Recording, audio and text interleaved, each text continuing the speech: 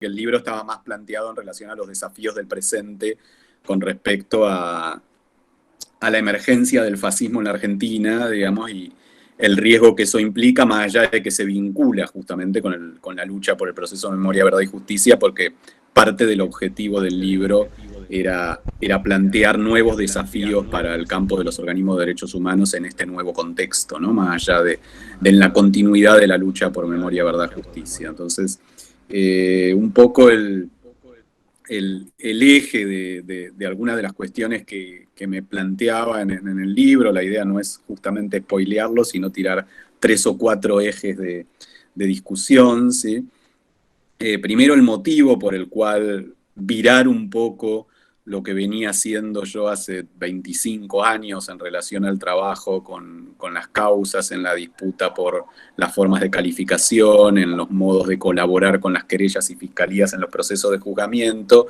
Este giro tuvo que ver con empezar a identificar el surgimiento, tanto en la región como en la Argentina, de una nueva ofensiva, podríamos decir, de los sectores dominantes, que era bastante distinta a lo que hemos conocido históricamente, incluso en nuestra memoria histórica, ¿sí? La idea es pensar y tirar a la discusión que el fascismo como estrategia política tiene su especificidad, pero que sin embargo, por lo menos nuestra generación, y yo diría incluso algunas generaciones previas, no han conocido el fascismo, en el sentido de que el fascismo implica la capacidad de movilizar en un sentido reaccionario a ciertas masas de población, y que aún la dictadura genocida que sufrimos fue exterminadora, fue genocida, fue autoritaria, pero no fue fascista, porque tendía a la paralización de la sociedad, pero no tuvo capacidad de movilizarla en un sentido persecutorio. Esto es, a los que se construyó como enemigos subversivos, lo máximo que se logró es que la población actuara por omisión, se quedara en sus casas, no se sintiera conmovida en algunos casos por lo que ocurriera,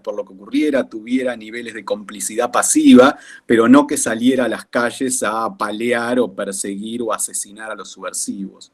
Eh, Creo que la característica del fascismo es justamente esta posibilidad de movilización, y entonces un poco la idea era tratar de hacer un recorrido por los trabajos teóricos sobre el fascismo, tratar de entender cómo lo podemos comprender, elegir una de lo que considero son las 3 visiones clásicas sobre el fascismo, que es la visión que lo entiende como práctica social, ¿sí? Como formas de movilización del odio, y piensen que esto se vincula fuertemente con cosas que pueden comenzar a ocurrir incluso si sigue evolucionando la movilización del odio, incluso en el contexto de esta pandemia, y que entonces el fascismo se caracteriza justamente por esta posibilidad, pero a su vez lo que trato de desarrollar es que esto constituye, hay algunos autores, sobre todo del campo del marxismo, que lo han trabajado muy bien, aunque no son los autores más leídos en relación al análisis del fascismo, que tiene que ver con pensar al fascismo como una realización de la victoria de los sectores dominantes. ¿Sí? ¿Qué quiere decir realización de la victoria?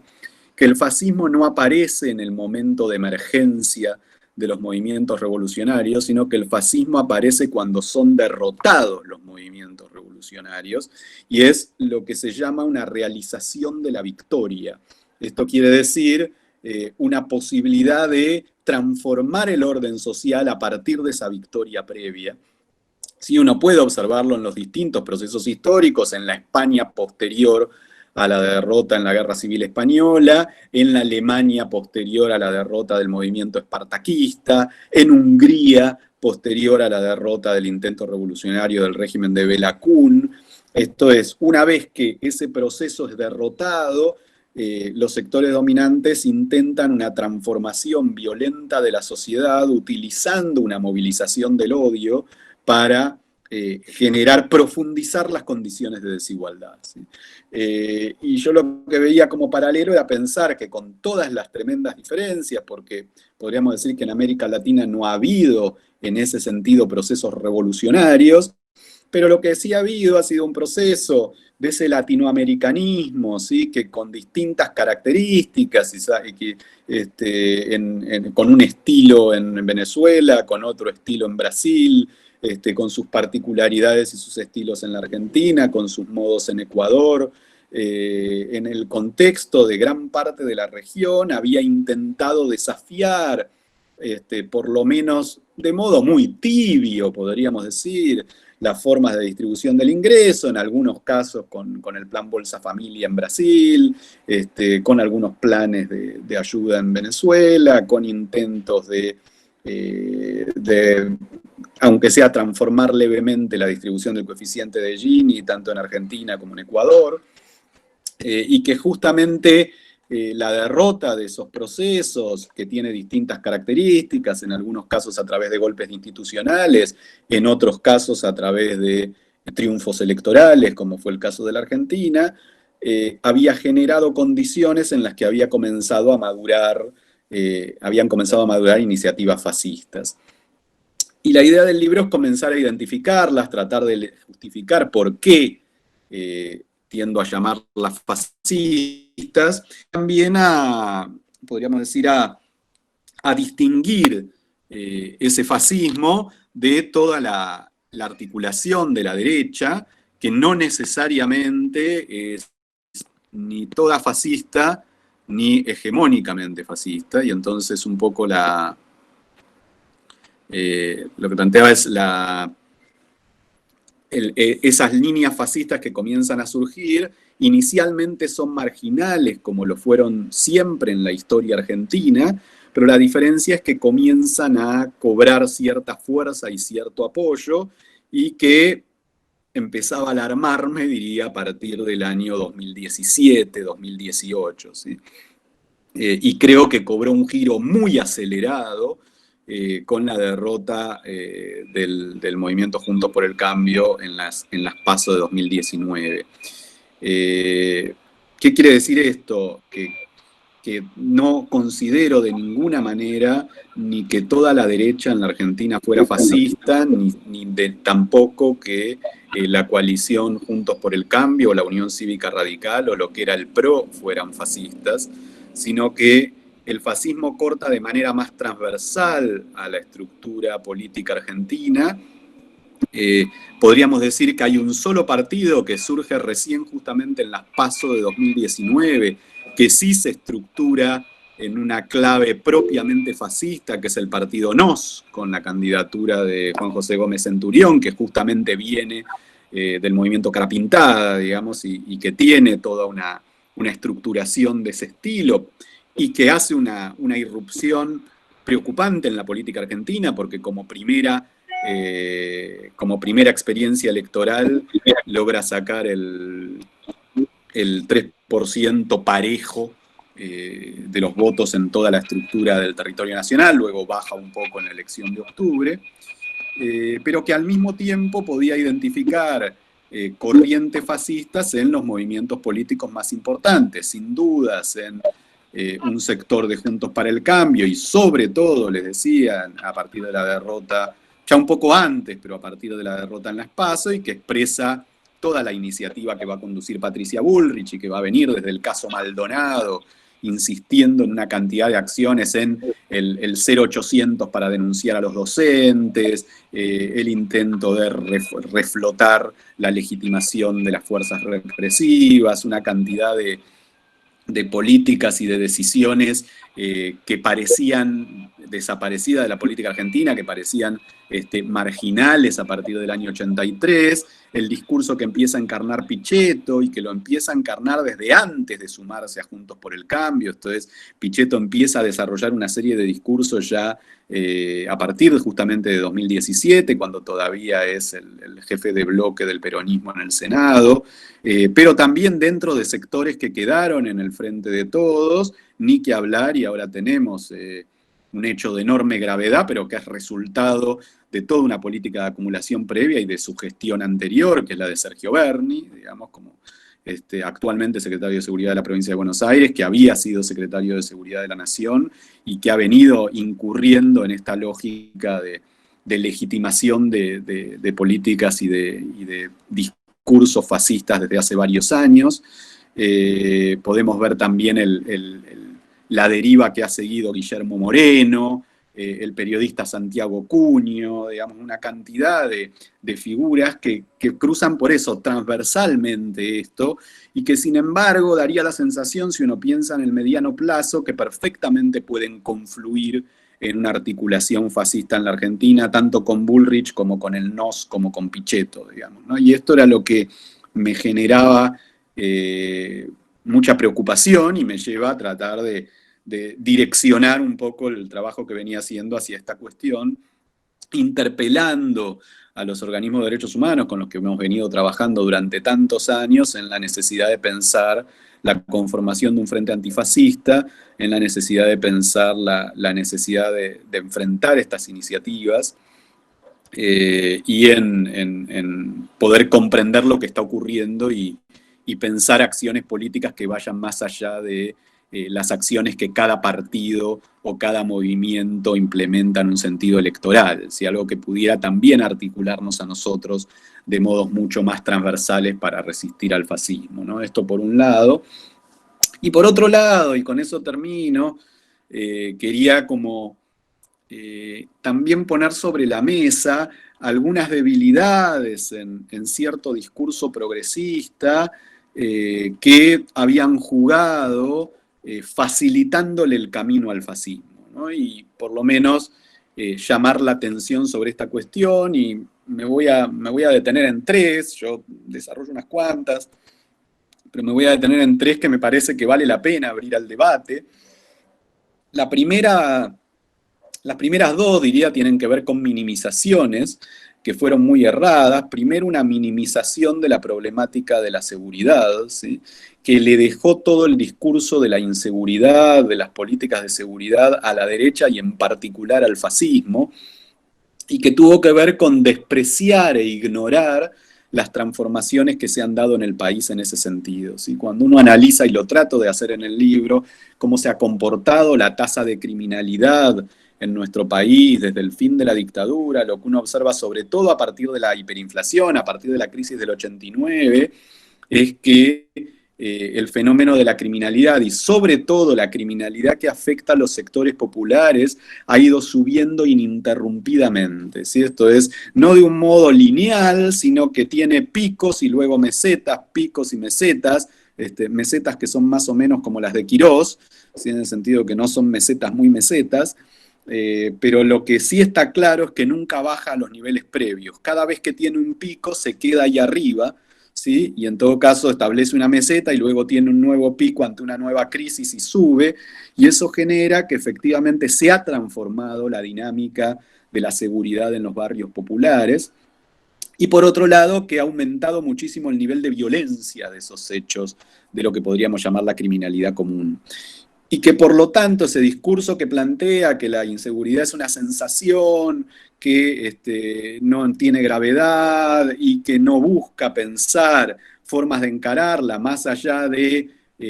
decir que proviene de la desigualdad, pero tampoco llevar a cabo ninguna acción concreta y contundente para enfrentar la desigualdad, va generando esta sensación en quienes más sufren esa inseguridad, que son los sectores populares, de abandono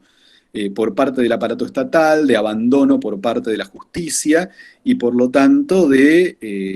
los entrega, podríamos decir, en brazos del punitivismo, ¿sí? Que ofrece una salida, que es el metabala, que es la represión, que es la forma de abordar la inseguridad, que además jamás ha tenido resultado, pero que tiene que ver con poner el problema en manos de las fuerzas de seguridad, y además unas fuerzas de seguridad que no fueron transformadas desde el fin de la dictadura, ¿no? Entonces, un problema. Segundo, la minimización también de la cuestión del narcotráfico, que también se lo apropió la derecha fascista. El narcotráfico ha crecido con fuerza en nuestro país, sobre todo en el siglo XXI. Ha crecido también transformando la dinámica en muchos barrios populares, incluso en muchos pueblos. Yo tuve ahí la posibilidad de trabajarlo incluso cuando fui invitado ahora el año pasado por un equipo de trabajo en Carlos Paz y que estuvimos también trabajando en Córdoba y en todos los alrededores, y parte de lo que planteaban muchos de los sectores populares en esa zona era cómo se veía trabado el funcionamiento hasta de las bibliotecas populares en lugares pequeños, no estoy diciendo solamente en los grandes conglomerados, por lo que había sido la penetración del narcotráfico en los barrios y la alteración de todo el modo de funcionamiento sociopolítico, ¿no? Y la dificultad incluso para sostener esos modos de funcionamiento, sostener a las organizaciones territoriales, sostener los trabajos comunitarios, ¿no? Y me parece que acá otra vez, quitarle relevancia a esa cuestión y no pensar en políticas de abordaje, me parece que le entregó ese problema a la derecha fascista con su discurso también falso, al igual que el discurso con la inseguridad, de que está enfrentando el narcotráfico, uno de los discursos fundamentales de Bullrich, que en realidad no hizo más que hacer un circo con las incautaciones, llevar a cabo acuerdos con los distintos sectores, pero sin embargo aparece como haciéndose cargo de un problema que por parte de la mayoría de lo que podríamos llamar el progresismo aparece como minimizado e ignorado. Y por último, me parece que también hay que tomar en cuenta las transformaciones que han ocurrido en la lógica de la estructura familiar, ¿sí?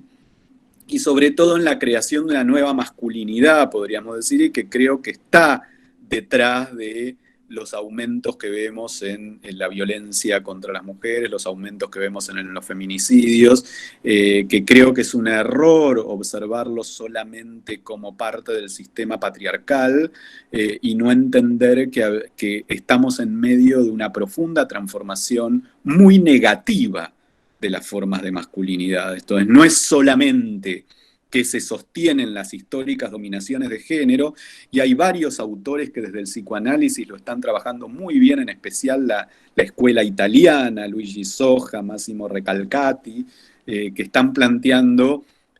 tener mucho cuidado y comenzar a observar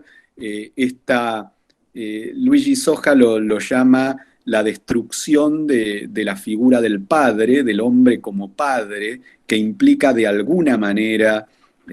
una socialización y asunción del hombre de funciones de cuidado y su reemplazo por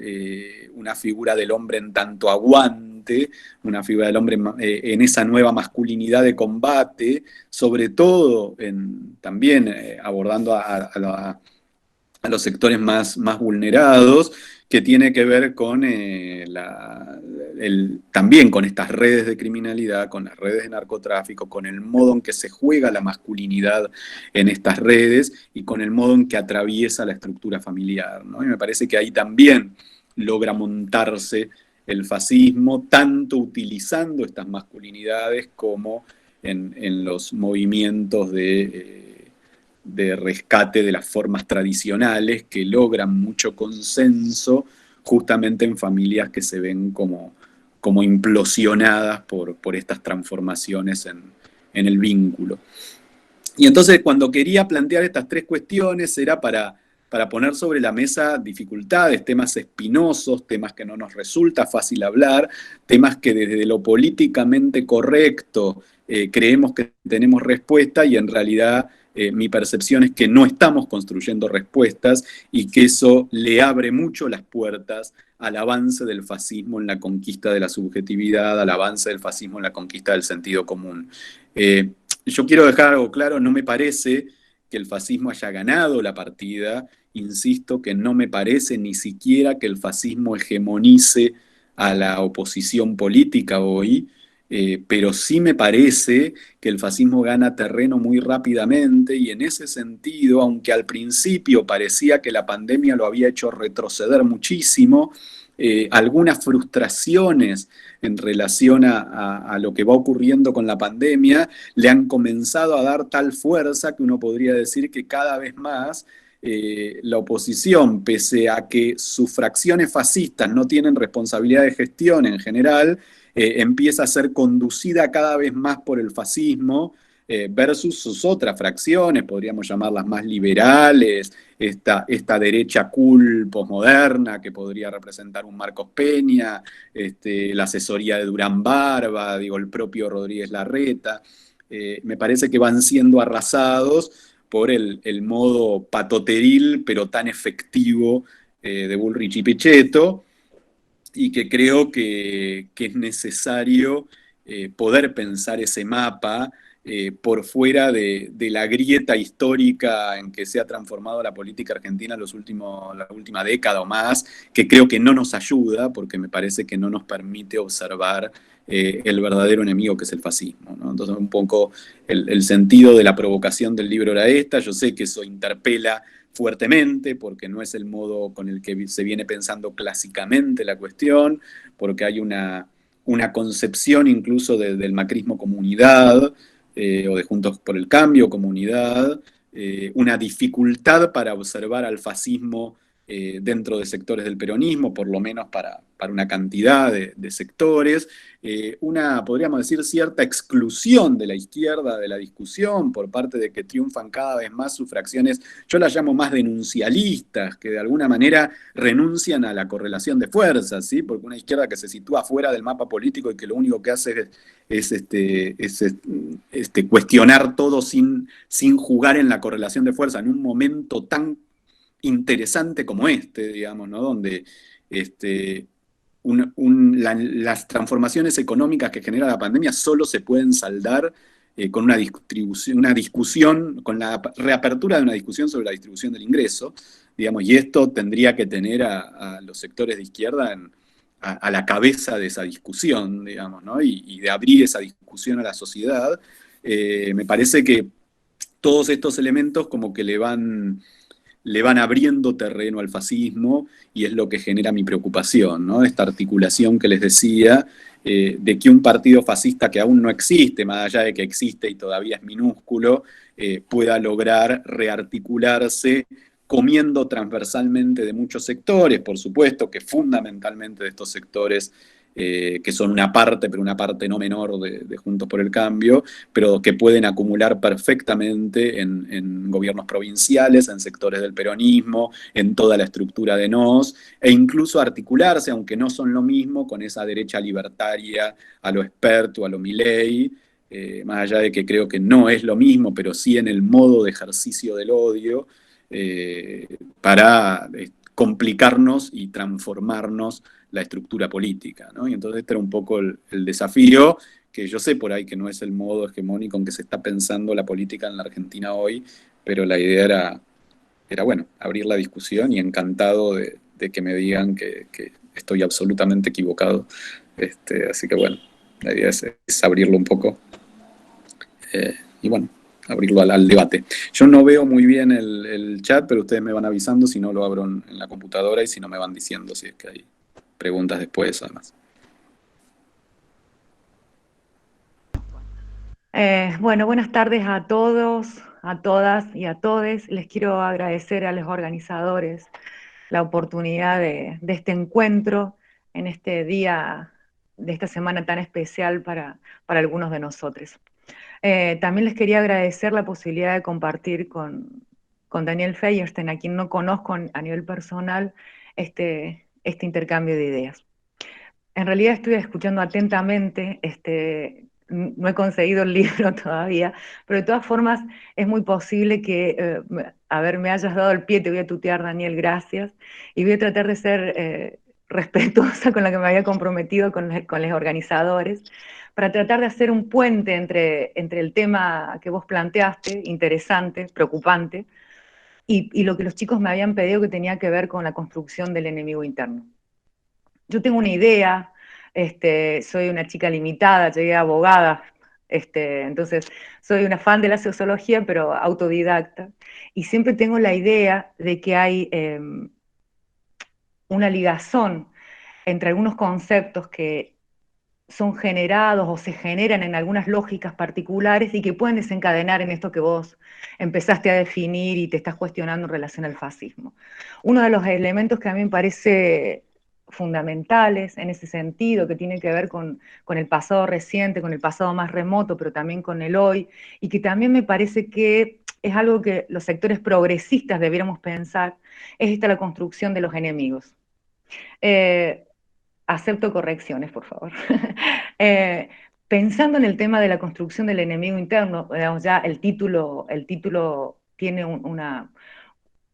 posicionamiento que no tiene un carácter ontológico, sino una construcción. Es parte de un proceso de construcción. Quizás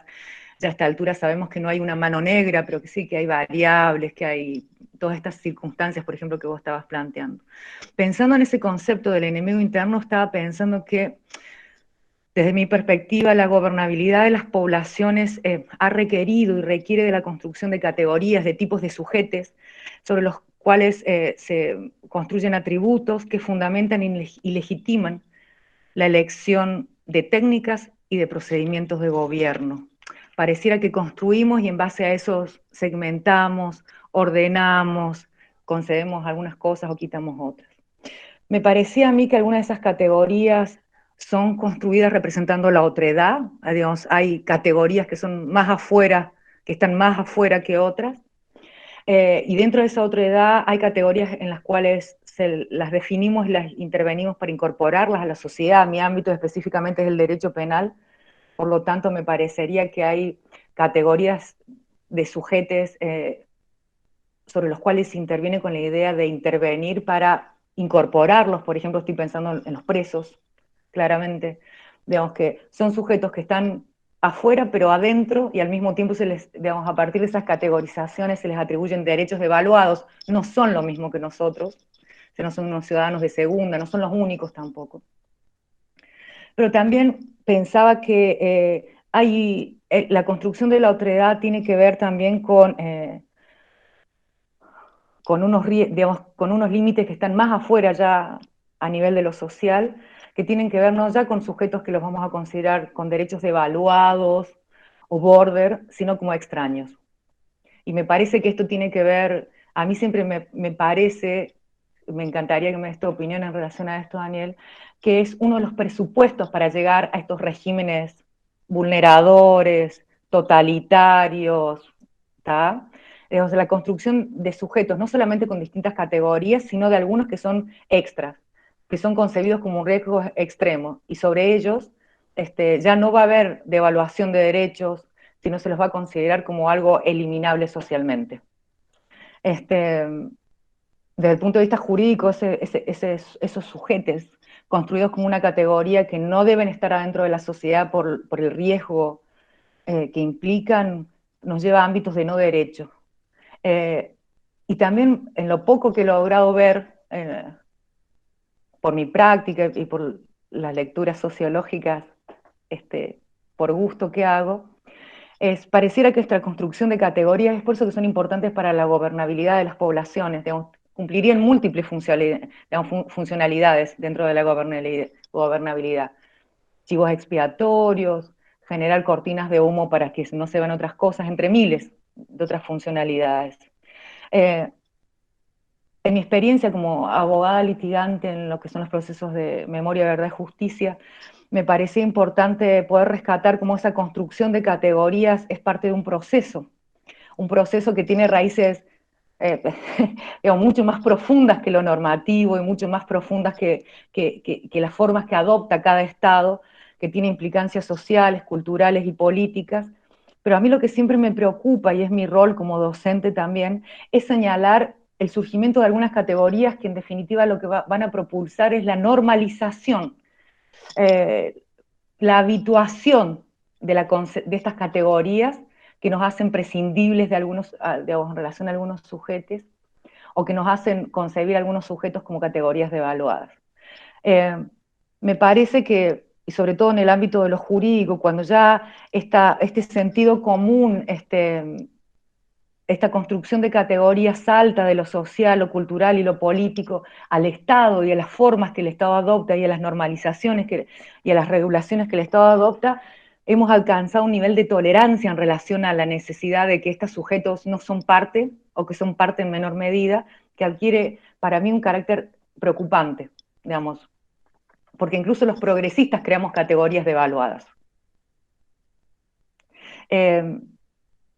Esos estados de excepción, digamos, desde el punto de vista jurídico, y acá me parece alucinante el concepto de Zaffaroni, digamos, lo que hacen es, en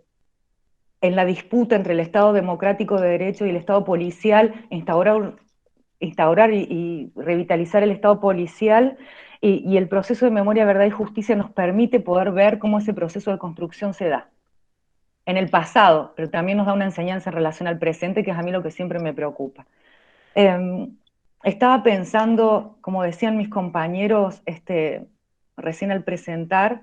en Córdoba iniciamos el miércoles el proceso número 12, que va a tratar de juzgar los delitos de lesa humanidad cometidos durante la última dictadura cívico-militar.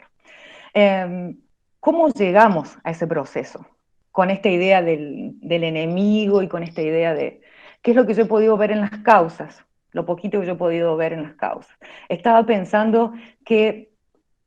para mí no hay nada más, ahora la RAE está cuestionada, pero de todas formas, cuando uno va a buscar en el diccionario, la RAE define al enemigo como, digamos, como adjetivo, como lo contrario, como alguien que tiene mala voluntad y desea el mal, como el contrario en una guerra. Cuando uno puede ver, y en esto Daniel seguramente me corregirá o podrá aportarme, cuando uno ve a partir de la prueba documental, que en Córdoba tenemos mucha, o de la prueba testimonial, cómo se llegó a la existencia de un Estado genocida, puede ver todo el proceso de construcción de esa categoría del enemigo en relación a determinados ciudadanos. A partir del discurso de la guerra, digamos, me parece, yo no concibo, digamos, no estamos en lucha contra ningún virus, no tenemos ninguna guerra hoy, no la teníamos en los 70, no había un enemigo interior al quien combatir. Perdón. Esa idea del enemigo interno que fue construida, digamos, en la sentencia de la mega causa de la Perla dice que el proceso de construcción, por lo menos dentro del Estado y en algunos aspectos, comenzó en la década del 50 en la Argentina, a partir de la divulgación de las doctrinas de la guerra no convencional. La guerra que los franceses hicieron en Argelia, digamos, que implicaba reconocer que no había un enemigo ya fuera del territorio, sino que el enemigo estaba dentro del territorio, entre la población de un determinado estado. La transpolación de los conceptos de la lucha, y que cuando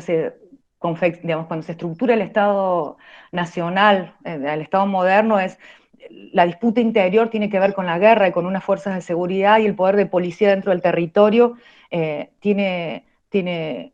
otros elementos, pero cuando se transpola esa idea de guerra y esos conceptos a la gestión de la propia población dentro del propio territorio, los límites entre el Estado de policía y el Estado de derecho se rompen. Si ustedes me permiten, me gustaría leerles algo. Yo sé que es un bajón esto, pero de todas formas es para que, digamos, si el proceso de construcción del enemigo interno es un proceso que tiene multiplicidad de raíces, que son raíces culturales, raíces políticas, escuchen esto. A partir de la finalización de la Segunda Guerra Mundial, los presupuestos políticos, militares y estratégicos de las contiendas clásicas se vieron prontamente sepultados y confundidos, tanto en su teorización como en la práctica, por nuevas formas que respondían además del adelanto técnico-científico a postulados totalmente ajenos al pensamiento occidental, basados en la fe, en la justicia y en la libertad. Los líderes civiles y militares de las naciones democráticas con poder de decisión no alcanzaron a comprender el fenómeno universal y polifacético que caracterizaba el conflicto en expansión, impulsado por el marxismo-leninismo, remozado por el estalinismo en una quinta internacional, esta vez no proclamada enfáticamente, sino estructurada y ejecutada sin ningún freno moral y con desprecio absoluto por la dignidad del ser humano. El férreo sojuzgamiento de las naciones de Europa Oriental y el fracaso político-militar en Corea, en Vietnam, las derrotas de Indochina y en Argelia, la presencia amenazante de China Roja, la satelinización de Cuba, Angola, Etiopía, Chad, Yemen del sur, etc., los crímenes de los montoneros, del ERP, de los tupamaros, del FNLN, de los brigadistas, etcétera, y la indiferencia suicida de los gobiernos socialdemócratas de Alemania Federal, Países Bajos, Escandinavia y los de Francia, Gran Bretaña, etcétera, son ejemplos palpables de un tenebroso cuarto de siglo asignado por la violencia descontrolada en la persecución, de la conquista del poder a fin de esclavizar al mundo para ofrecerlo a la barbarie. Esto es un pedacito de un texto, perdón digamos, por lo aburrido, que es de un libro que se llama La Nueva Guerra y el Nuevo Derecho, ensayo por una estrategia jurídica contrasubversiva. Digamos, el proceso de construcción de la categoría del enemigo interno tiene multiplicidad de facetas, pero cuando son tomadas por las herramientas del Estado terminan en un genocidio. Esta ideología de concebir a este enemigo interno como patologizado, como barbárico, lo que yo he podido ver en las causas de lesa humanidad y que en realidad uno podría rastrear hoy en día en multiplicidad de aspectos dentro de las burocracias estatales, en las normas, en las formas de concebir, en muchos académicos que en realidad sostienen ideas autoritarias, se traduce en, por ejemplo, estaba pensando en lo que decía recién Daniel, uno de los anexos a la directiva 404/75, digamos, o el decreto de aniquilamiento, hace hincapié en la necesidad de intervenir sobre los medios de comunicación con la finalidad, y lo fijaba como blanco. Un blanco son los medios de comunicación, porque en realidad decían que había que intervenir para poder preservar el modo de vida occidental y cristiano. Es decir, un proceso de construcción que tiene múltiples etapas, que tiene que ver con los medios, pero también tiene que ver con las estructuras del Estado y también tiene que ver con raíces mucho más profundas, digamos, quizás esto Daniel lo sabe. Hay todo un proceso de ontologización de la maldad del enemigo y esto es lo riesgoso, que nos habilita a crear estados de excepción. Si ustedes pudieran leer en 1975, yo quería compartirles la documental, pero no me animo porque tengo miedo de que se me plante la máquina. Sobre estos presupuestos de que hay una barbarie y a la que hay que enfrentar con cualquier herramienta, porque hay este proceso de extrañamiento de estos sujetos que han sido seleccionados como los enemigos internos, se crea en Córdoba, porque en Córdoba, ustedes saben, el golpe se inició en 1974, la dictadura se inició en 1974, hay un memo de inteligencia que crea el grupo de interrogador de detenidos, el grupo de torturadores, y hay una papeleta donde dice quiénes van a ser, sobre quiénes se van a intervenir, cuáles son las características de esos sujetos que se van a intervenir y cuáles son las prácticas sobre las cuales se va a intervenir. Una de las cosas más relevantes que a mí me parecen en relación a la temática, y no quiero irme ni nada, es poder detectar estos pequeños signos que tienen que ver con la construcción de categorías de sujetos que son eliminables socialmente, que generan cambios sociales, políticos, disputas en los medios, disputas en las formas de gobernabilidad, en concepciones de ver el mundo, y que cuando no nos damos cuenta, nosotros reproducimos, creando estos sujetos sobre los cuales no hay que concederles derechos. En Córdoba, una de las características de los organismos de derechos humanos ha sido que, por ejemplo, cada vez que hay un genocida que está en condiciones legales de obtener la domiciliaria, si cumple con los requisitos legales, debe acceder. Esto lo estoy poniendo como un ejemplo de repensar cómo podemos ser funcionales a la creación de categorías que quiten a determinados sujetos del derecho y por lo tanto podemos caer en ideas totalitarias. Para nosotros justificados, obviamente, no es lo mismo un genocida que un violador común, que un violador en masa, que un violador individual. Pero de todas formas, hay que mantener la distinción. Hay que mantener la distinción y al mismo tiempo preguntarnos todo el tiempo si en algunos momentos no recreamos categorías que nos van a permitir normalizar la existencia de sujetos fuera del derecho con la finalidad de aniquilarlos, ya sea que sean genocidas, ya sea que sean terroristas, ya sea que sean narcotraficantes o ya sea que sean femicidas, digamos. hay como una tensión permanente entre digamos, entre la construcción, me parece, de categorías de sujetos que los concebimos como que deben estar fuera del orden jurídico, y el propio ordenamiento jurídico, y el propio derecho, y la propia democracia, desde mi punto de vista. No podemos concebir, digamos, sería el rol nuestro, digamos, cada vez que nosotros vemos un signo de un avance, de la creación de una categoría de sujetos a los cuales le vamos a conceder menos derechos, estamos abriéndole una puerta a formas no democráticas y no respetuosas de los derechos de las personas. Bueno, son ideas para pensar. Perdón, estoy pensando en el juicio del miércoles. No se me ocurre más nada por ahora. Gracias.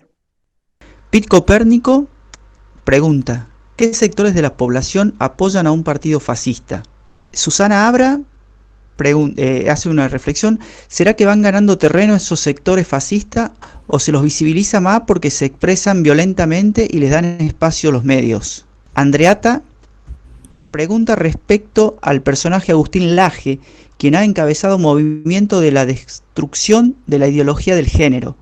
En el modo de ejercicio del odio, en sus trayectorias, ¿lo podríamos denominar dentro de un fascismo hegemónico? Una pregunta que se puede leer en varias claves, digamos, ¿no? Yo creo que una de ellas tiene que ver con pensarla en una clave social, ¿sí? Y creo que en ese sentido el fascismo siempre se ha alimentado de los sectores medios en proceso de pauperización, ¿sí? Esto es, por un lado, en algunos sectores juveniles de los sectores dominantes, que eso fue histórico, pero después cuando cobra fuerza, se alimentan sectores medios en proceso de pauperización. Y por eso decía que tanto la crisis generada durante el macrismo, pero con mucha fuerza, algunas de las consecuencias que se están dando a partir de esta crisis económica producto de la pandemia y que tiene que ver además con que el gobierno priorizó la atención de los sectores más vulnerables o más vulnerados, pero que ha dejado en cierto abandono tanto a sectores informales como a sectores medio bajos, que se han visto en serias dificultades y que han sentido que no tienen el apoyo estatal. Me parece que es un elemento más que permite el crecimiento de estas lógicas y el apoyo a salidas fascistas, y creo que hay que prestar mucha atención a eso. Justo en el número de este mes de Le Monde me pidieron un artículo donde trataba de analizar en esta clave algunas de las consecuencias económicas de la pandemia y donde pensaba que es urgente para el gobierno actual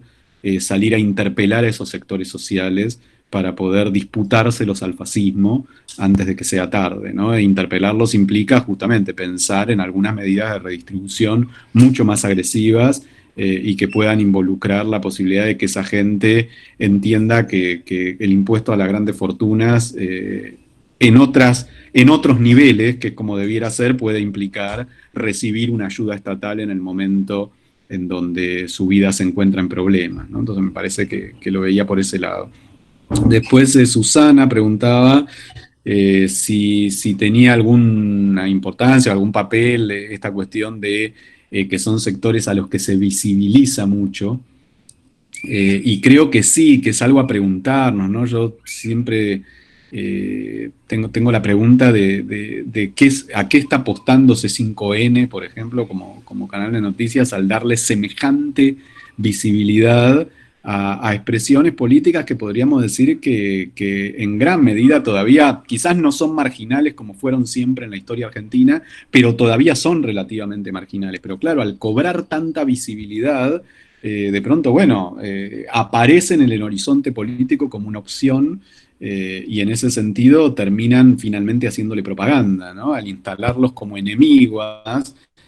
si tu sujeto de interpelación es ese, lo elevás, digamos, ¿no? Y lo pones en un lugar en el que quizás no está, porque yo dudo muchísimo que el 40-41% de gente que votó a Juntos por el Cambio realmente piense lo que piensan los que salen a quemar barbijos en la 9 de julio, pero si lo que se observa es lo que salen a quemar barbijos, aparece una lógica de binarización que no nos favorece de ninguna manera, porque es lo contrario a una estrategia antifascista, ¿no? Además, cuando se los califica a todos como macristas, se los está entregando directamente a todo el macrismo en manos del fascismo, cuando creo que hay que ser más cuidadoso y hay que poder observar esas contradicciones. Así como fue muy inteligente la derecha para poder aprovechar las contradicciones del peronismo, que también existen, para quebrarlo, ¿no? Me parece que ahí en ese sentido arrojarle todo en manos del fascismo sería lo peor que podemos hacer, no ser capaces de distinguir que ahí adentro es un conglomerado. Digo, el macrismo se conformó, entre otras cosas, con un sector que es parte de un progresismo que nace en los 80 en el alfonsinismo y en la lucha contra la dictadura, que bueno, a los que no terminamos ahí nos cuesta entender cómo ese progresismo terminó ahí, pero hay un progresismo que terminó ahí, que no solo expresa a Graciela Fernández Mejide, sino que expresa todo un conjunto de intelectuales, de sectores políticos. Esos sectores no son fascistas, ¿sí? Por mucho que estemos enojados con ellos, tanto de la izquierda como de muchos sectores del peronismo, así como hay sectores que están en el peronismo y sí son fascistas. Entonces me parece que pensar el quiebre de la línea antifascista nos desarma un poco una grieta y nos permite construir otra que me parece que es más potente, ¿no? Y por último, sí, yo no lo mencionaba, hay muchas cosas que no mencionaba, pero sin duda el rol de Agustín Laje, Nicolás Márquez agregaría una serie de, no sé si llamarlos jóvenes, algunos ya no son tan jóvenes, pero son bastante jóvenes, que han surgido con el libro previo mío, los trabajo mucho, que Los dos demonios recargados, que es cuando se logra rearticular la derecha en un discurso que empieza a interpelar y que por primera vez nos hace retroceder en la lucha por las representaciones del pasado. Digamos, Argentina sí tiene una característica rara y que es producto de la originalidad y la inteligencia con la que dio la batalla al movimiento popular, es que desde el fin de la dictadura hasta el año 2010, por poner algún quiebre, 2010, 2009, 2011, 2012, más o menos ahí, podríamos decir que la lucha por las representaciones del pasado siempre fue una línea ascendente, o sea, cada vez estábamos mejor. En la lucha por justicia, no, en la lucha por justicia tuvo el juicio a la Junta, pero después hubo impunidad, pero en la lucha por las representaciones, primero se estructuró los dos demonios para poder derrotar a la legitimación represiva que planteaban los militares, luego se recuperó la identidad de los desaparecidos y se logró enfrentar la lógica de los dos demonios, luego esa recuperación de la identidad de los desaparecidos que empieza a mediados de los 90, cobra mucha fuerza con la crisis del 2001, en el siglo XXI se logra dar algunos pasos más, comenzar a denunciar a los cómplices empresariales del genocidio, comenzar a denunciar el rol del papel judicial, visibilizar la articulación económica del genocidio, digo, todo iba en ascenso y hacia ese momento comienza a aparecer una línea que es lo que yo llamo esta versión recargada de los dos demonios, que empieza a interpelar a la población aprovechando errores propios, pero bueno, ahí me metería con otro libro, si no tenemos que hacer otro evento, pero trato de explicar por qué los interpela, también qué errores cometimos, pero esto está muy de la mano de la pregunta, porque Agustín Laje, Nicolás Márquez juegan un papel ahí, estructuran un nuevo discurso de derecha que tiene muchos vínculos con el fascismo, y como decías, efectivamente, también con el aprovechar esta nueva, podríamos decir, estas disputas que ha instalado el movimiento político más potente que hemos tenido en los últimos años, que es la Marea Verde, poder intentar como aprovechar ciertas transformaciones de la masculinidad para poder dar también la disputa en ese campo, ¿no? Y me parece que ahí hay que prestar mucha atención porque de la mano también del movimiento más bien pentecostal, más que evangélico, digamos, pero de la mano de ciertos movimientos religiosos, de la mano de ciertas estructuraciones políticas, de la mano de ciertos procesos que van ocurriendo, de la mano de la lucha contra la inseguridad y el silencio del progresismo frente al aumento de la criminalidad, digo, de la mano de una cierta serie de procesos, se va como fortaleciendo la interpelación fascista y creo que es hora de prestar atención y empezar a llevar a cabo acciones para intentar desarticularla. Sí, sí, Roberto, si me permitís un segundito para sumar a lo que decía Daniel, hay algo que me parece que yo habría autocrítica. Coincido con Daniel en esto de el abandono de determinadas problemáticas sociales en manos de golpes efectistas, y también sería crítica con nosotros, les progres, eh, en la perspectiva de que lejos no hemos aprendido a actuar inteligentemente ante la crítica, sino en esto que vos decías, Daniel, de crear, digamos, en algunas, digamos, seguimos reforzando grietas, negando situaciones, y nos permitimos todo el tiempo marcar la cancha. Nos dejamos marcar la cancha. Y no salimos a jugar, sino que renegamos de la marcada de cancha, pero aceptamos las reglas del juego, digamos. A mí me parece que hay algo que el movimiento de derechos humanos ha tenido en Argentina, que es la capacidad de recrear, digamos, de leer y de recrear, y que no estamos teniendo la posibilidad de hacerlo. Los sectores progres, como que o negamos la situación, o decimos que son el enemigo los otros, digamos, diciendo esto que vos decís, ¿no? Ahí están los fascistas, ahí están los fachos, y en realidad a mí lo que me preocupa del propio discurso es cómo eso lo que hace es reproducir esta idea del odio, de negacionismos a todos niveles, digamos, porque decir que el facho, digamos, no nos hace avanzar en la discusión, sino no hemos logrado encontrar una estrategia desde el punto de vista discursivo, político y cultural que nos permita deconstruir esa cancha marcada y quizás cambiar las reglas del juego. Digamos, estamos todo el tiempo, pero sí, efectivamente, hay gente que apoya al fascismo, y las formas de apoyar al fascismo no necesariamente, como vos decías, tienen que ver para mí en lo explícito, sino en los niveles de reproducción. Digamos, ¿qué es lo que nosotros estamos haciendo para habilitar, como vos decías,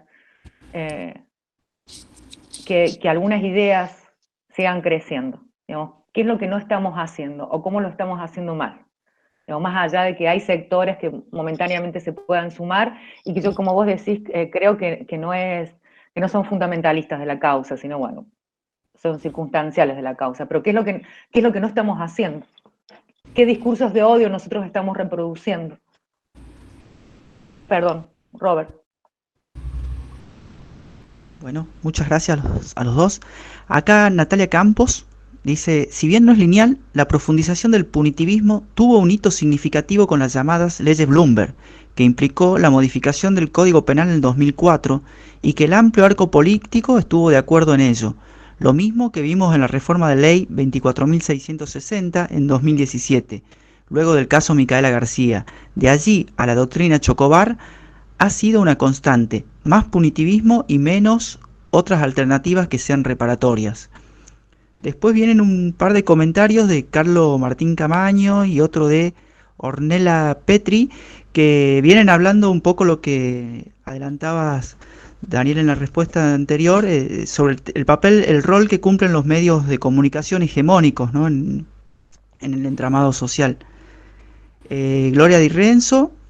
la doctrina de seguridad nacional construyó al enemigo interno equiparando los movimientos populares de liberación con el terrorismo internacional. En Argentina, ni los movimientos populares ni las organizaciones revolucionarias han tenido prácticas terroristas. Bueno, respondo las tres, igual creo que la tercera también podría aportar Lilian, ¿no? Bueno, en todas en realidad, pero digo, esta tenía que ver con la exposición de Lilian más. Pero, a ver, en relación a la primera, sí, efectivamente, el momento Bloomberg es un primer momento de articulación de estas lógicas, pero por eso digo que lo que veo como problema es no haber entendido qué estaba pasando ahí, digamos, ¿no? No haber entendido que la respuesta era un problema, pero el problema era real, ¿sí? Y entonces lo que se hizo fueron dos cosas que las dos son problemáticas. Una, correr atrás del punitivismo, que sería, bueno, pero a ver, ni lo tenemos nosotros, sería, la ley Bloomberg la sacamos nosotros, entonces sacamos lo mismo, y el problema es que una copia del punitivismo va a salir siempre mal, o sea, la gente va a querer la versión original, ¿sí? O sea, siempre el punitivismo del campo popular siempre va a ser más suave que el punitivismo original, con lo cual siempre va a ser una copia fallida, y siempre va a interpelar más, además de que está mal, digamos, ¿no? Y que no es la manera de encararlo. Pero el otro discurso, que es, yo lo llamo, y perdón si hay algún criminólogo más zafaroniano, y yo lo quiero mucho a Zaffaroni igual, pero lo llamo de alguna manera cierto garantismo pavote, le digo, en el sentido de no entender que eso no resuelve nada, digamos, está bien, para el ámbito jurídico puede servir, pero no resuelve el problema, en el sentido de decir que uno plantee que la respuesta no es punitiva, no puede llevar a que plantee que el problema no existe, y que por lo tanto todo lo que hay que hacer es defender los derechos de quienes son arrasados por la fuerza represiva, por el sistema penitenciario. Sí, por supuesto, hay que defender los derechos de quienes son arrasados por la fuerza represiva y el proceso penitenciario, pero también hay que entender que en algunos casos esa población ha vulnerado el lazo social, que esa población vulnera el lazo social en los sectores populares y que se requiere una respuesta. Está bien, una respuesta reparatoria y no una respuesta expiatoria, no una respuesta punitiva, pero se requiere una respuesta y esa respuesta implica la intervención estatal. Entonces, hay que hacer algo en el barrio con el tipo que está jodiendo a todo el mundo, porque si no se hace algo lo van a linchar. El barrio de alguna manera lo tiene que resolver y además en esto, cuando esa criminalidad común asume altos niveles de violencia, que es lo que va ocurriendo, y se articula con las redes de narcotráfico, de ninguna manera es algo que uno pueda decirle a alguien que tiene que tolerar, digamos, porque ese discurso no va a interpelar a nadie. O sea, eso es entregarnos en manos del punitivismo. Entonces me parece que hay una falta de comprensión, que hacen falta formas de intervención y que esas formas de intervención tienen que ser muy potentes y con mucha presencia estatal para desarmar o disminuir las lógicas de criminalidad que sufren los sectores populares. Entonces me parece que ahí hay algo para mencionar, más allá de que comparto esta idea de que Bloomberg lleva a Chocobar, digamos, sí, sin duda, en una secuencia. Incluso podríamos decir que empieza antes que Bloomberg, porque para el caso estaba Rukauf antes con el Metabala, pero sí, es cierto que Bloomberg fue un punto de crecimiento de eso. La segunda pregunta, bueno, es todo un capítulo del libro, que cuando les hablé algunas cosas directamente lo dejé de lado. Le voy a decir dos cositas con eso, pero sí, todo un capítulo, el capítulo 3 de la construcción del enano fascista lo dedico a los medios, pero lo mismo, tratando de desarmar, de construir, de no caer en el discurso tonto de que Clarín es el enemigo, digamos, y empezar a ver qué pasó en los medios. En los medios lo que ocurre es que en el 2000 hay una 99, 2000, una profunda transformación en el modo de ejercer el periodismo. Aparece una nueva corriente que empieza a ganar mucha fuerza, que va a ser lo que se llamó el Grupo Haddad. ¿Sí? Y el Grupo Haddad, podríamos decir que es la cantera del periodismo fascista. No es el Grupo Clarín, no tuvo nada que ver con el Grupo Clarín. Es más, para el caso Haddad estuvo más cerca en determinado momento del kirchnerismo, y hasta hizo acuerdos y demás. Pero el Grupo Haddad instaló un modo de ejercer el periodismo de la descalificación, de la construcción del enemigo interno, hablando en términos de Lilian, del insulto, de la falta de profesionalización, de los soez, que podríamos decir que irradió a todo el periodismo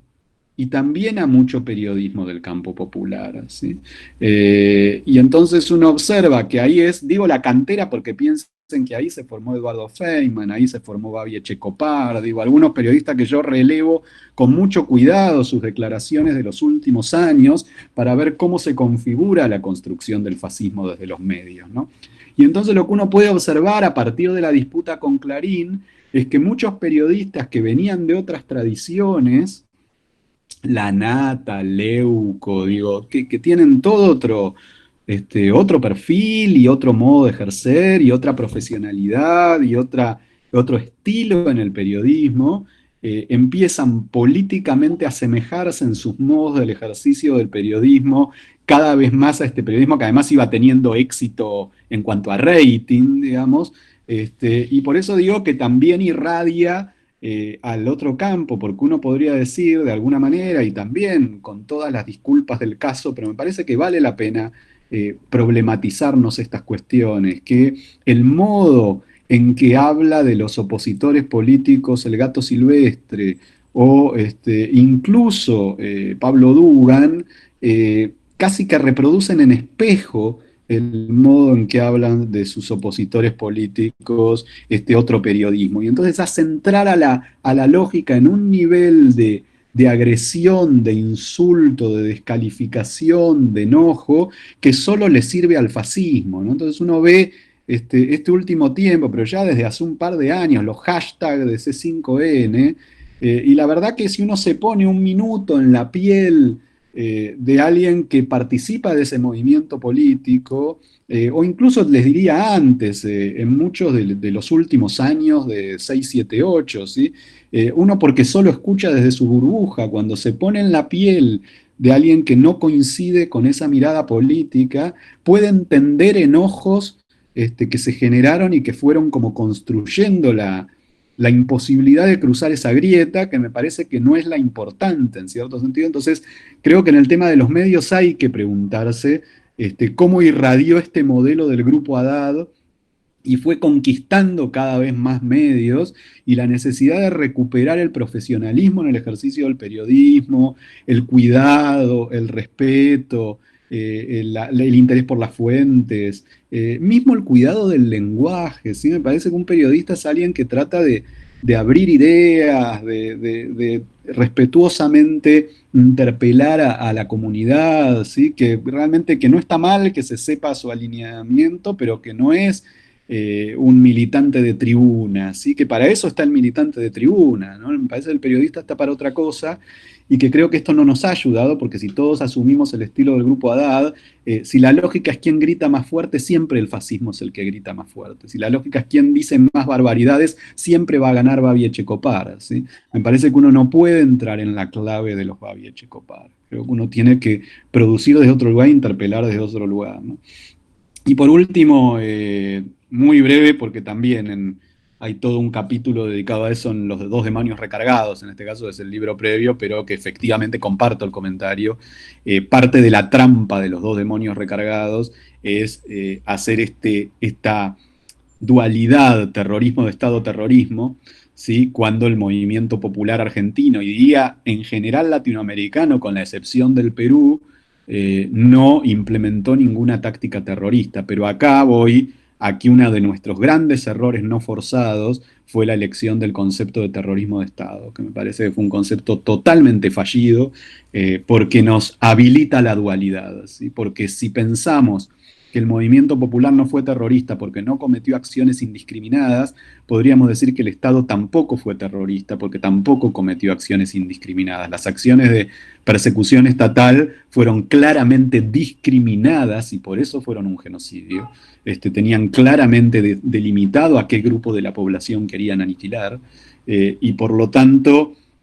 cuando nosotros introducimos el término terrorismo, estamos introduciendo la confusión y la dualidad, ¿sí? Y me parece que ahí hay un problema serio, que apareció con mucha fuerza hacia el 2005, 2006, 2004. No es que no se hubiese usado antes, pero el libro de Duhalde era otra cosa, era invertida la fórmula, era que el Estado era terrorista, pero además el Estado era terrorista como parte del genocidio argentino, y a su vez era el intento en los años 80 de dar una discusión cuando todos aceptaban que el movimiento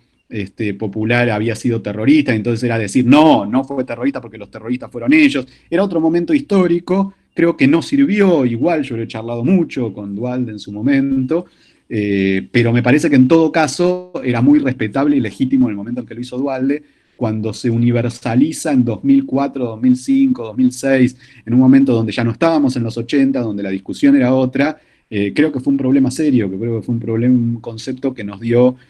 más problemas que ventajas, y que le dio mucha letra y mucha posibilidad de reinstalar la dualidad a esta versión recargada de los dos demonios, ¿no? Ahí estaba pensando solamente dos cosas para no hacerlo larga. Estaba pensando que me reía del garantismo bobo. Me encantó, garantismo bobo. Pero de todas formas sí estaba pensando cómo la pandemia nos atraviesa. Y yo creo que más que nunca estamos en un ámbito de disputa sobre bienes escasos. Los derechos son escasos y el Estado social es escaso. Entonces, me parece que a partir de ahora,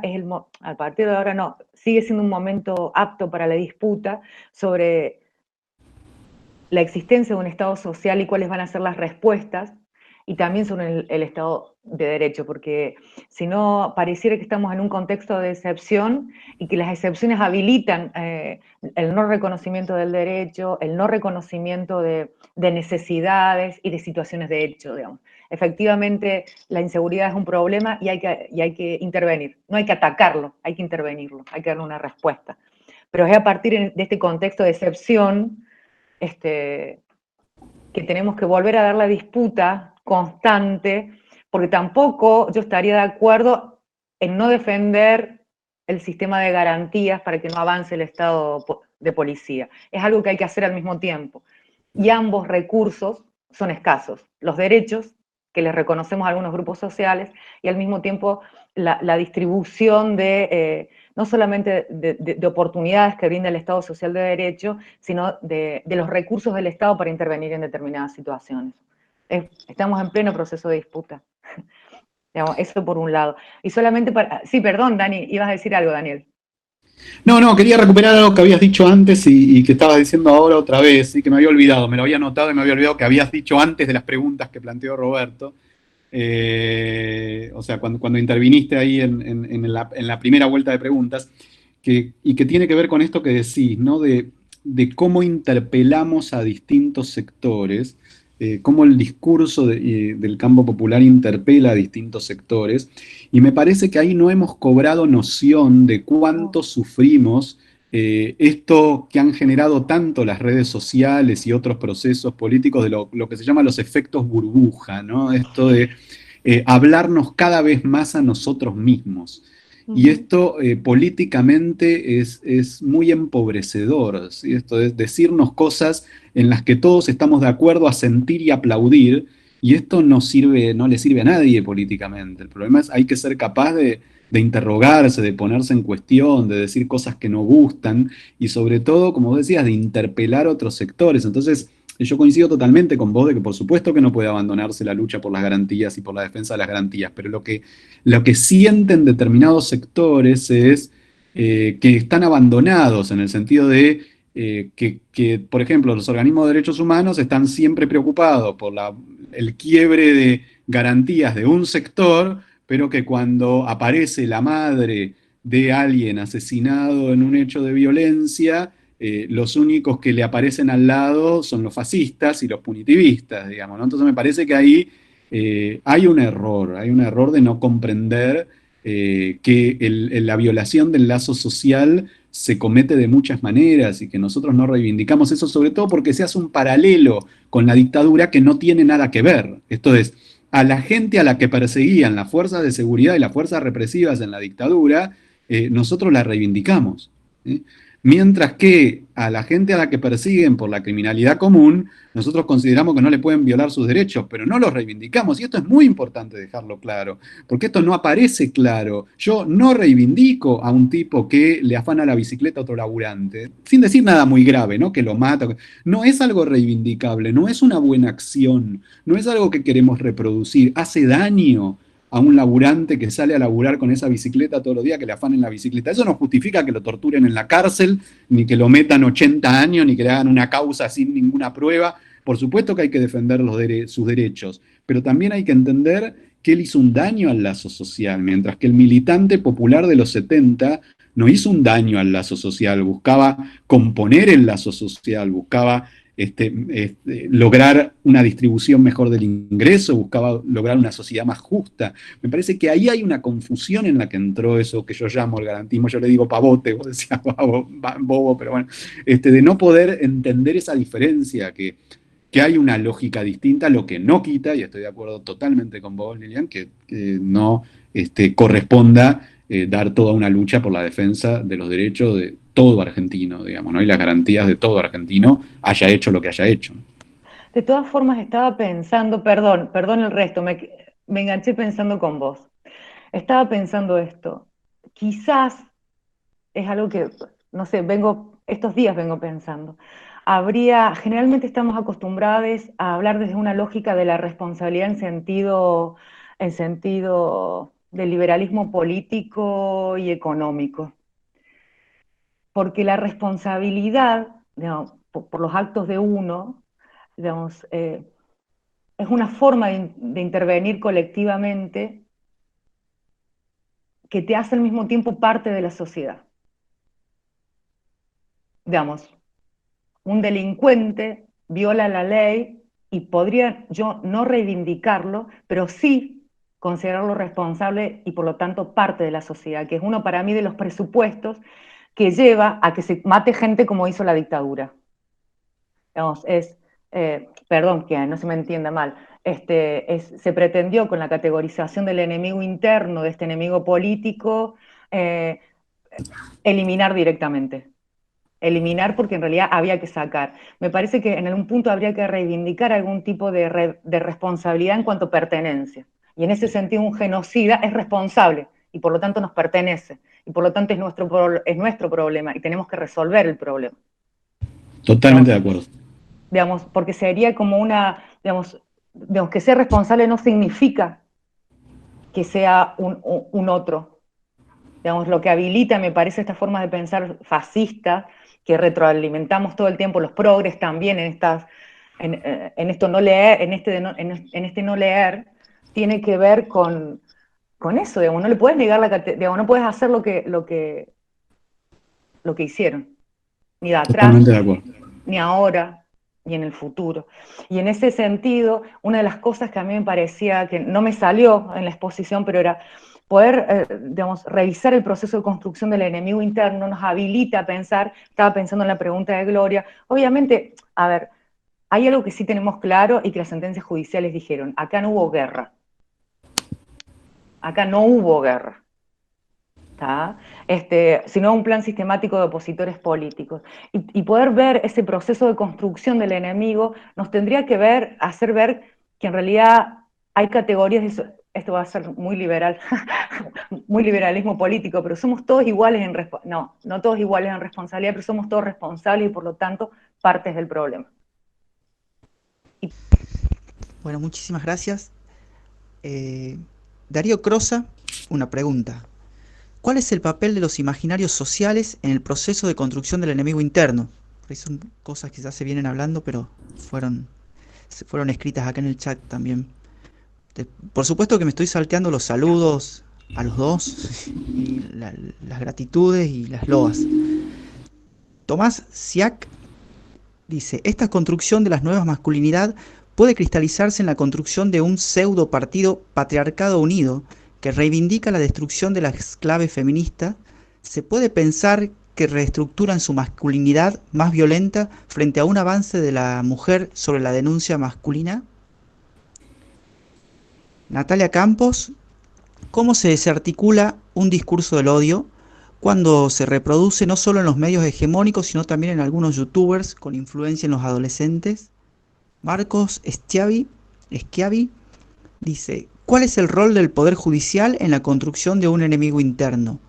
Vemos muchos casos en donde dirigentes sociales importantes, Cristina, Lula, Evo, Correa, tienen causas iniciadas y parecen salir impunes, creando figuras de las cuales odiar.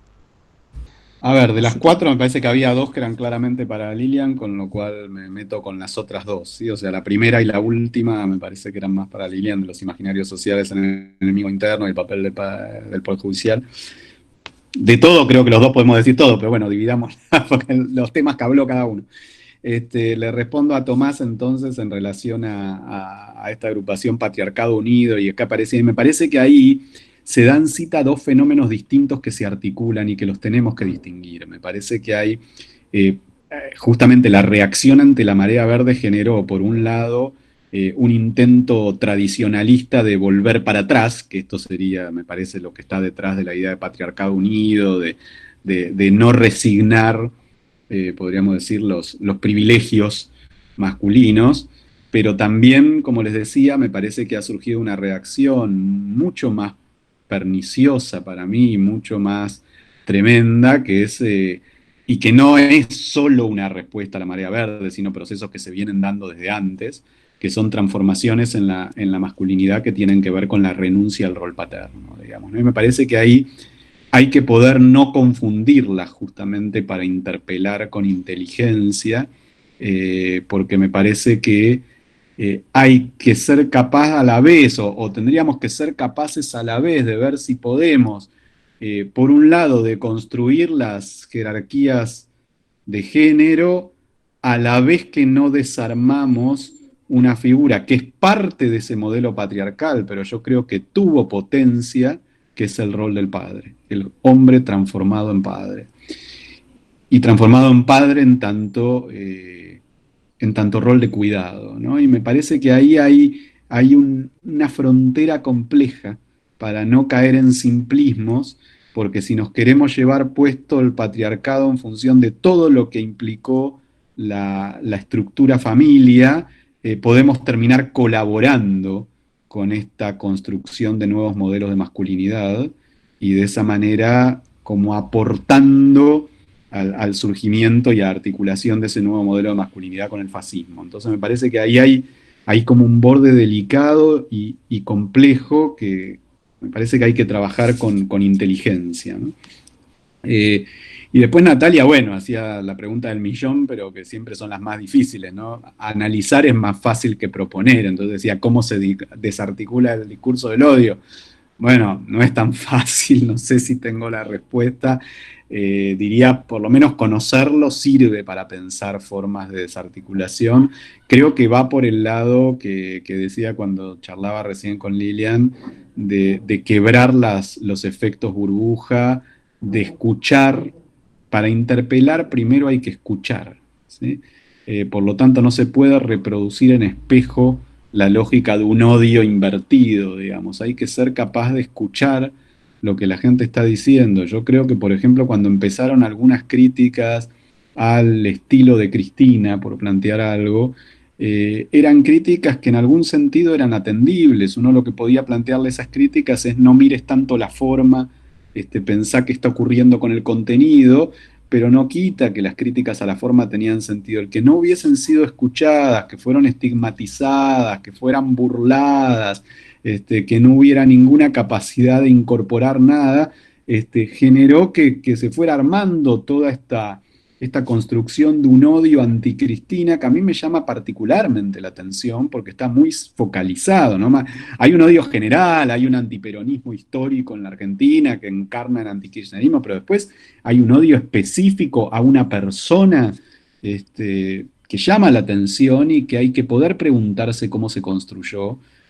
para poder pensar formas de desarmarlo, ¿no? Y me parece que ahí resulta importante escuchar, resulta importante abrir la escucha y resulta importante poder quebrar esos efectos burbuja. Necesitamos hablar, no digo con todo el mundo, pero con casi todo el mundo. Hablar en nuestros núcleos familiares, en nuestros núcleos de amigos, en nuestros núcleos de vecinos. Esto de que se haya generado esta partición incluso de la propia familia, de que haya cosas que no se puedan hablar, de que se piensa blanco-negro y no hay cómo encarar ninguna posibilidad de diálogo, es el fin del lazo social, ¿sí? La comunidad implica justamente hablar con quienes no están de acuerdo con nosotros y que eso no lleve a quemarnos uno al otro, digamos, ¿no? Me parece que hay que poder recomponer esa posibilidad, pero no lo digo en el nivel político global, sino lo digo en el nivel cotidiano microsocial, ¿no? Justamente porque el que no te permite hablar es el fascista, ¿no? Y justamente a esos es a los que hay que aislar, a esos a los que hay que marginar, pero son pocos, ¿sí? Pero el fascista no es el que no piensa como nosotros, el fascista no es todo el que no vota lo que a mí me gusta, ¿sí? Eso no es el fascista tiene mucha especificidad, y me parece que, bueno, hay que poder encontrar, hay que poder entenderlo, hay que poder entender a qué responde y poder separarlo de todo el resto que implica profundas diferencias políticas o no tan profundas que habrá que saldar o que no se saldarán, pero que pueden, sin embargo, propiciar un diálogo, ¿no? Bien, a ver si puedo, a ver si puedo. No sé, justo le dejas a la abogada lo de los imaginarios, muy mal sociólogo, muy mal, muy mal. Bueno, intentaré. Dale, dale. A ver, yo, una parte de la sociología que me interesó, doctor Feierstein, fue la sociología del castigo, digamos. Cuando uno estudia sociología del castigo, parece que sale de la cuestión normativa y trata de comprender la trascendencia de la funcionalidad social desde otro lado. Allí los imaginarios tienen mucho que ver, como las representaciones, y me parece que en la construcción del enemigo interno hay,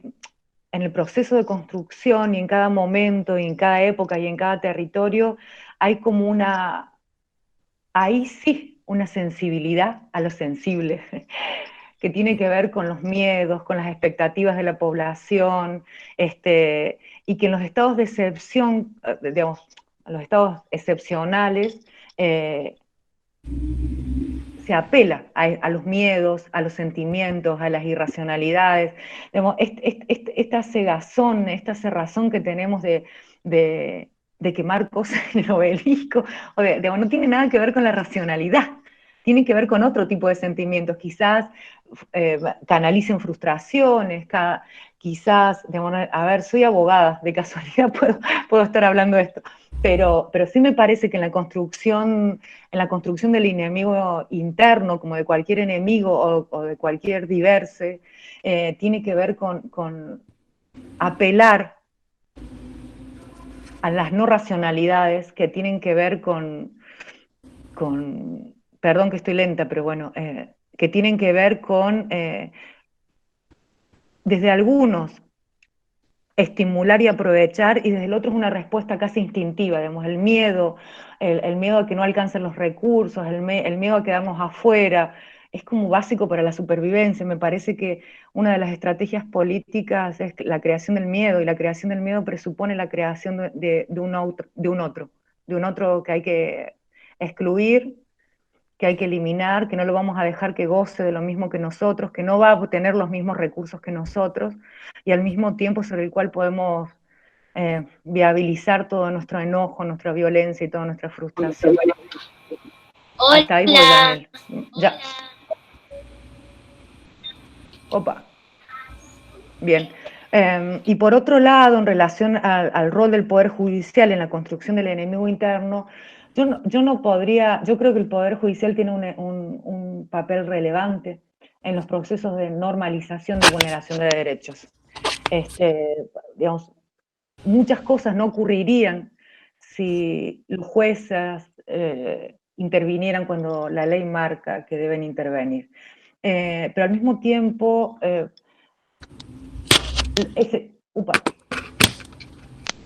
hay un micrófono que me está partiendo los oídos. Bueno, pero al mismo tiempo estaba pensando que el Poder Judicial tiene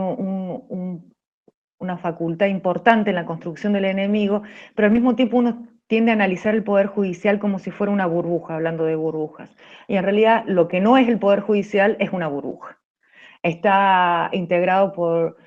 personas que tienen clase social, ideología política, que tienen sexo, que tienen género, que tienen... y tradicionalmente el análisis que se hace en relación al Poder Judicial es un análisis descontextualizado, desideologizado, y me parece que eso lo que hace es afianzar el rol de reproducción del Poder Judicial en relación, no te diría, yo no sé si alcanza a crear enemigos internos, sí lo que hace es reforzar, me parece, la categoría de ciudadanos de segunda. Es decir, no todos tenemos los mismos derechos y los jueces así lo dicen. Entonces tienen como una lógica, como una cultura penal que se conecta con la cultura general y se reproducen y se retroalimentan. Digamos, lo que los jueces dicen, lo que la ley dice, que es lo que dicen los jueces, es que no todos somos iguales ante la ley. Y en ese sentido hay un proceso de construcción de a poquito que va reafirmando esta idea de que no todos somos iguales, lo cual no estaría tan mal, pero que somos todos desiguales en el acceso a derechos. Se me fue, pero más o menos por ahí.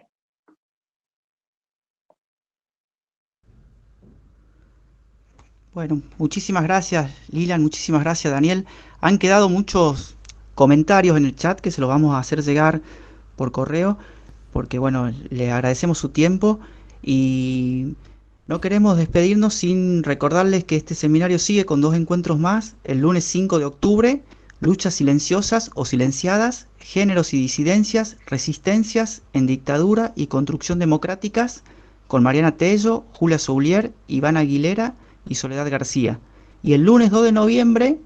trabajos de memoria y procesos de justicia, con Ludmila da Silva Catela, María Eleonora Cristina